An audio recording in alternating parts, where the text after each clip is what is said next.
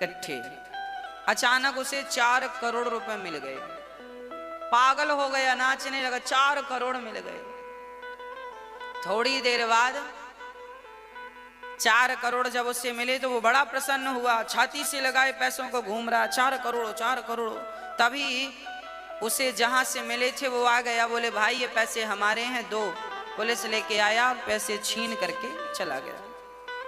अब वो रोने लगा, हे भगवान मैं तो लुट गया, बर्बाद हो गया, मैं तो मर गया। ऐसा होता है कि नहीं? जब आदमी का नुकसान होता है तो वो यही कहता मैं मर गया। अरे भाई कहां मर गए, तुम तो जिंदा हो। कई लोग पैसों के चले जाने को ही अपनी मृत्यु मान लेते हैं। मैं तो मर गया, बर्बाद हो गया। कुछ लोग पैसे से ही जिंदा हैं और पैसे से ही मर जाते हैं। इन्हीं को कहते हैं मरना। ये कौन लोग हैं? वो पागल ये नहीं सोच रहा था कि भाई 4 घंटे पहले तक भी तेरे पास कुछ नहीं था, अचानक तेरे को 4 करोड़ रुपए मिल गए और अब चले गए हैं, तो रोता क्यों है? भाई 4 घंटे पहले के वक्त को याद करना, तेरे पास तो थे ही नहीं। बोलो थे क्या इसके पास? अभी अभी मिले हैं और चले गए तो रोने लगा। अब रोता क्यों है भाई?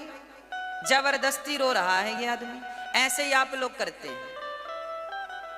आपकी शादी जब नहीं हुई थी तो बेटा नहीं था आपके पास, अब आपके पास बेटा है शादी के बाद, और अचानक बेटा किसी कारणवश चला जाए, किसी की पत्नी चली जाए, पति चला जाए, बेटा चला जाए, चला जाता है आदमी, तो फिर आदमी रोता है, लो लो हमारे बेटा, हमारी पत्नी, हमारा पति, हमारा फलाना चला गया।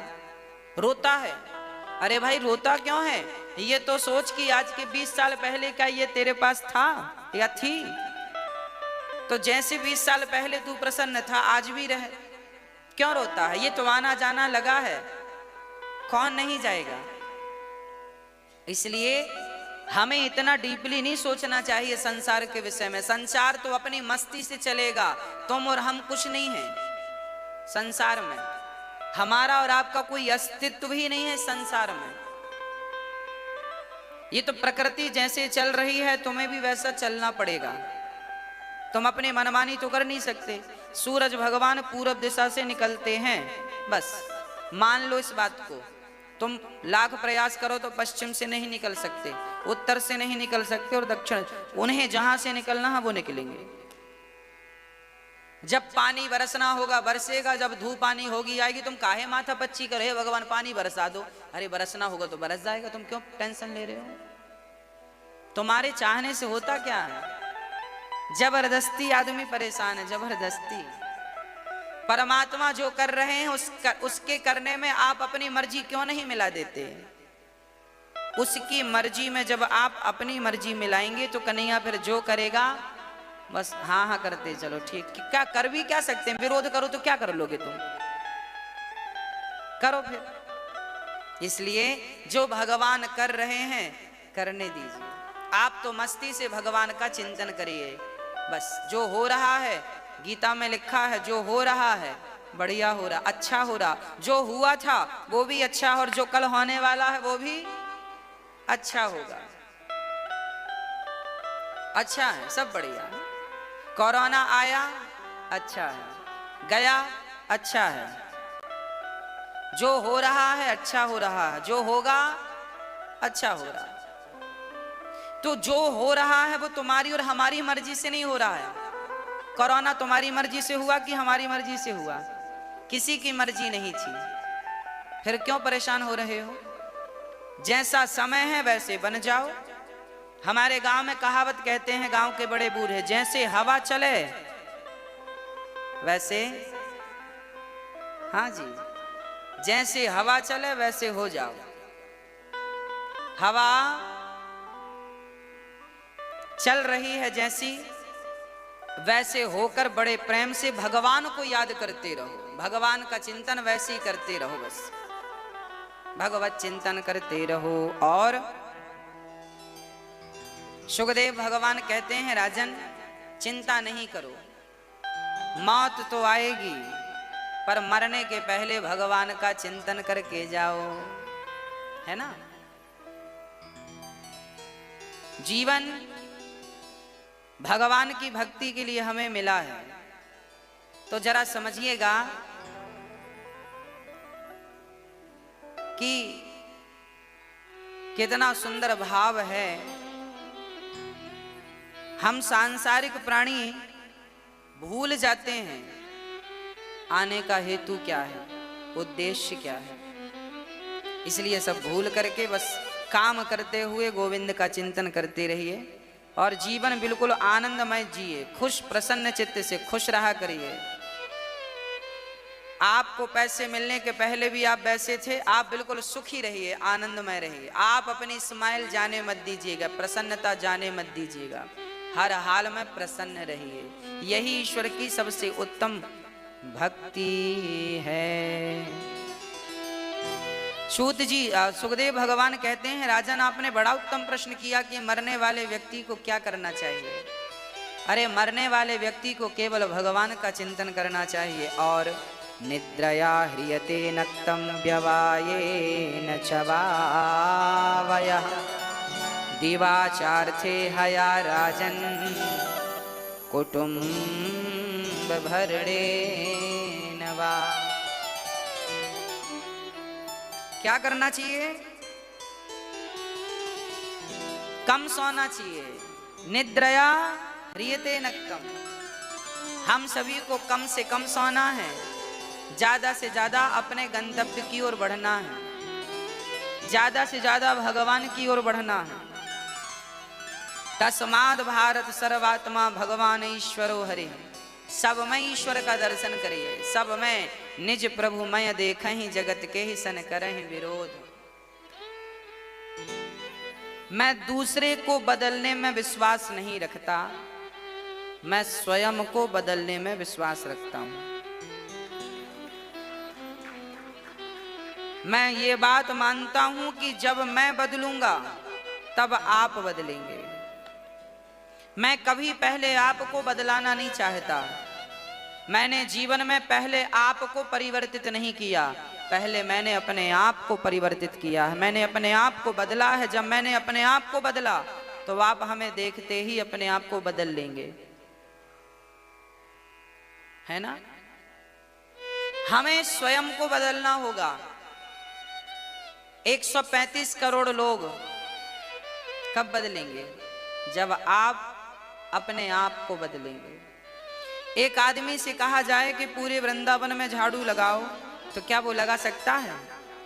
नहीं। पर सबसे कहा जाए कि भाई आप अपना अपना द्वार साफ कर लो।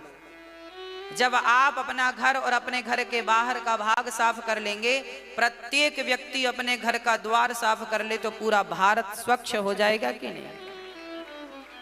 तो आप अपने को बदलेंगे तो संसार बदलेगा। अब हमारी कमियां ये हैं कि हम स्वयं तो बदलते नहीं और बस कहते हैं तुम बदलो, तुम बदलो, तुम बदलो। बदलो, जरूरी है बदलना। हाँ प्रिय भक्तों, क्या बदलना है? अपनी सोच। क्या बदलना है? अपने विचार। केवल विचार बदल देने से सब बदल जाएगा। क्या विचार बदल दें हम अपने? बोले देखने का नजरिया ही बदल दो ना। कैसे देखें? अभी हम कैसे देखते हैं? अभी हम देखते हैं कि ये स्त्री है, ये पुरुष है। अभी तो आम आदमी यही देखता है ना कि ये स्त्री है और ये पुरुष। बस देखने का नजरिया यही है एक आम आदमी का।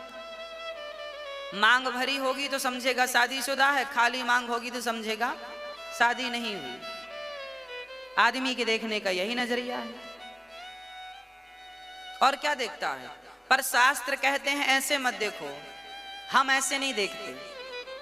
हम ना आपको स्त्री के रूप में देखते हैं, ना तो हम आपको पुरुष के रूप में देखते हैं। हमारी भागवत हमें सिखाती है कि सबको भगवान के रूप में देखा करो। सिय राम मैं सब जग जाने। ये बदलाव आप में होना चाहिए, ये परिवर्तन आप में होना चाहिए। ये परिवर्तन हम में होना चाहिए। और भागवत हमें परिवर्तित ही तो करती है। भागवत सुन करके कह करके परिवर्तन नहीं आया तो फिर सुनने का अर्थ क्या है? अभी आप स्त्री हो पुरुष हो ऐसा नहीं, अभी आप सब कौन हैं? सिय राम मैं सब जग जानी, करहूं प्रणाम जोरे जोग पानी। सब भगवान, कोई स्त्री नहीं, कोई पुरुष नहीं। हाँ, होंगे किसी के लिए आप स्त्री, होंगे किसी के लिए आप पुरुष, पर भक्त की दृष्टि तो कहती है कि आप भी भगवान हैं और आप भी भगवान हैं। जहां भागवत में देखो ये लिखा है, तस्माद् भारत सर्वात्मा भगवान ईश्वरो हरि। तस्माद् भारत सर्वात्मा, सबकी आत्माओं में परमात्मा का दर्शन करो। और आत्मा तो सबके पास है, चींटी के पास, हाथी के पास, स्त्री के पास, पुरुष के पास। अच्छा, स्त्री की आत्मा और पुरुष की आत्मा में कोई भेद नहीं है, केवल लिंग परिवर्तन है, स्त्रीलिंग पुल्लिंग।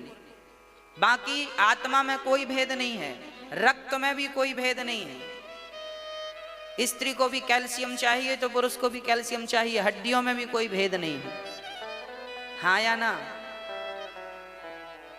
स्त्रियों में भी हार्मोन्स पाया जाता है, पुरुषों में भी पाया जाता है।